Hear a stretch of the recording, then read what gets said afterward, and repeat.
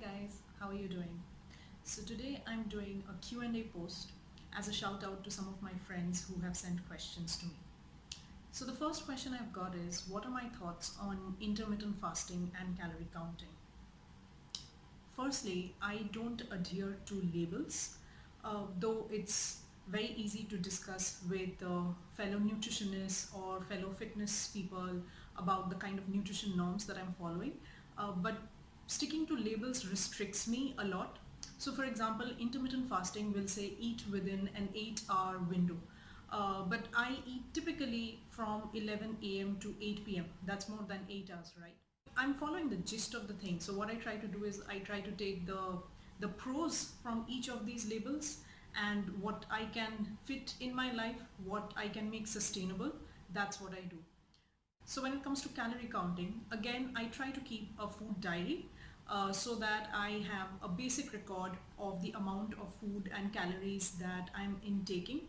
But it's very tedious to input each and every item in the food diary. And also I don't freak out if I'm going above my calories. For example, if I've had good foods like a lot of vegetables, my calorie count will still come high. And I need to understand what are good calories, what are bad calories. So there are pros to both intermittent fasting and calorie counting, but do it without being stuck to the definitions. The second question that I've got is, how many calories should I consume in a day? This is from a friend who has a very similar physique as me. So it would be very easy for me to throw a number like 1400 calories or 1500 calories, but I couldn't be more wrong. It all depends on where you are right now with your body, where you want to go. You want to gain weight, you want to lose weight, you want to maintain the same weight, you want to change your body composition, gain more muscle, lose fat, bulk up, etc., etc. So depending on that and depending on whether you exercise or not, again, that will determine your calorie intake. And there are lots of sites, there are lots of apps that you can use to determine this, and you can feed in all these points that I've mentioned, that where you want to go right now from your current body, and that will help you determine what your calorie intake should be.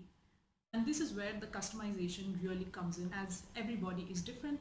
Every body reacts differently to different diets. This brings me to the final question, which is, tell me more about macros.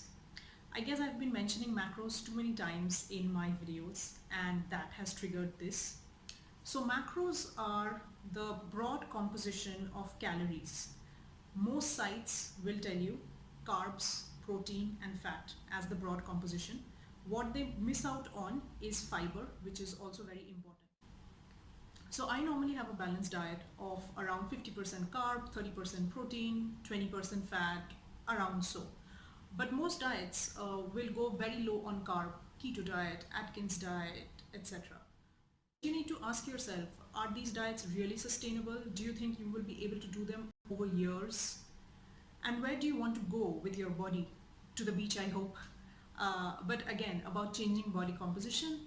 So that will determine your macros. But generally, if you are sticking to the overall amount of calories that are required for your body type, don't break your head seriously over macros.